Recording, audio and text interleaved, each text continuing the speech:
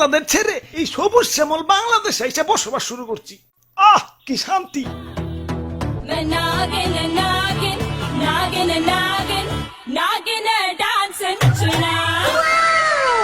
আহ তোমার নাচে সন্তুষ্ট হইয়া তোমারে আমার 101তম বিবি বানাইলাম। যাও বাসর ঘরে অপেক্ষা করো, দুমাইয়া বংশ বিস্তার হবে। হুজুর বাংলাদেশে আইসা তো সেলিব্রিটি হয়ে গেলাম, আমগো কাছে তো কাঁচা বাদাম হিরো আলম ফেল। নেটে ঢুকলেই খালি আমগো ছবি। কও কি? তাইলে তো আমার একটা ইউটিউব চ্যানেল খোলা দরকার। কিরে রাত সবাই তো ফাঁকা ফাঁকা লাগতেছে কে? সেনাপতি কো? ও R15 কিনতে গেছে, লগে একটা গোপ্রো ক্যামেরাও। ও ব্লগিং শুরু করবো। আর মন্ত্রী কো? মন্ত্রী তো বিয়া করতে গেছে, কাপল ব্লগ শুরু করবো। পরে বুইড়া বেডি বিয়া করতে কইও, আর নামের আগে প্রিন্স লাগাইতে কইও, ভালো মার্কেট পাইবো। হুজুর ওই কি হচ্ছে? মাথায় পানি ডালো, পানি ডালো। পানি লাগবো না হুজুর, আমার রাসেল ভাই পাওয়ার এক ফুপে আমার রাসেল বইন পার এক বাড়িতে একে একে আমার রাসেল কাকু পার, মামু পার, জ্যাঠা পার, ফুফু পার, খালু পার, সব আমার চোখের সামনে খুন হয়ে গেল। কোনো মতে জান্ডা নিয়ে পলি আইছি, লেজের মধ্যে এরা বাড়িও খাইছি। দেখেন না লেজটা হুইল্লা গেছে।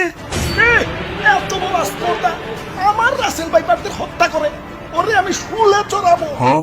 এটা তো শুলে আটবো না, এটা তো ছোটখাটো জীব জন্তু না, আস্তা মানুষ। সামান্য মানুষ দিয়ে ভয় পাইলি? ওই যা ওরে কামড় দিয়ে 150 গ্রাম বিষ ডাইলা দিয়ায়, বাপের জন্মে যাতে সুজা না হারাইতে পারে। ওরা তো একজন না, পুরা বাংলাদেশের মানুষ হেইপা গেছে। আমরা তো মোস্ট ওয়ান্টেড ক্রিমিনাল। গলিতে গলিতে আমাকে পোস্টার লাগানো, ধরতে পারলেই 1.5 লাখ টাকা পুরস্কার। হাই হাই, ও কি এতক্ষণ?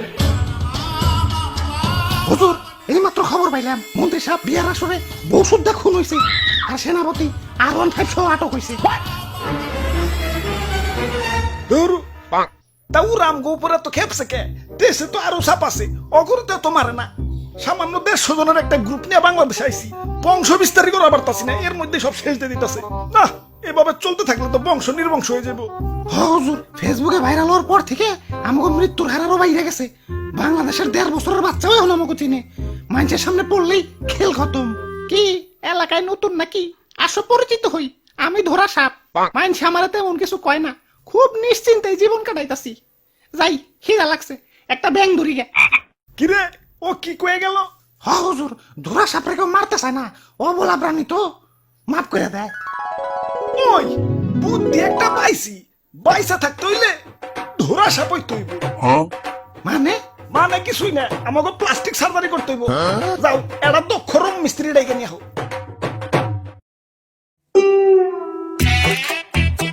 ভাই রে ভাই, আর ওর ভাই এত টিয়া কই পাইলেন?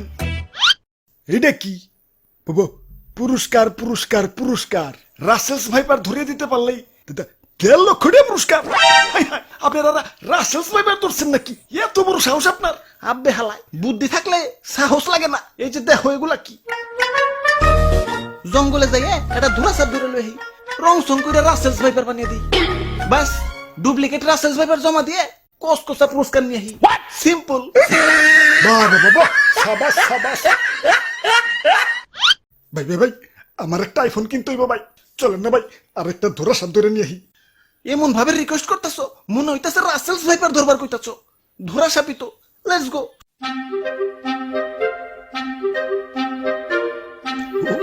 ওই যে ভাই, ওই যে এটা ধরা সাপ।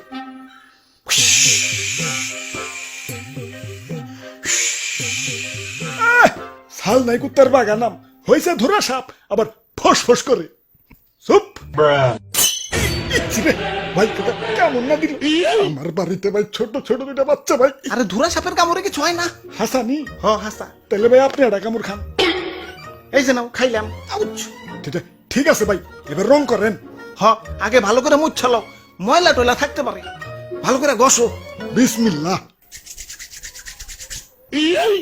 আরে ভাই ভিতরে দিয়ে অন্য কালার।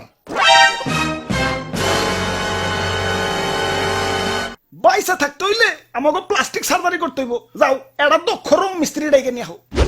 ওরে বাপুরে ইয়া সাইড দেখি দি খালি রাসেল ভাইবা আমি বুইটা মানুষ আর বুইটা মানুষ শিশু সমতুল্য এই শিশু বয়স আমি মরতে চাই না আমারে সাইরা দেও ওই তোমার ভয় নাই শুনছি এই বুড়া বয়স নাকি তুমি ভালো রং তামাশা করতে পারো এখন আমগো একটু রং করে ধুরা সাপ বানিয়ে দাও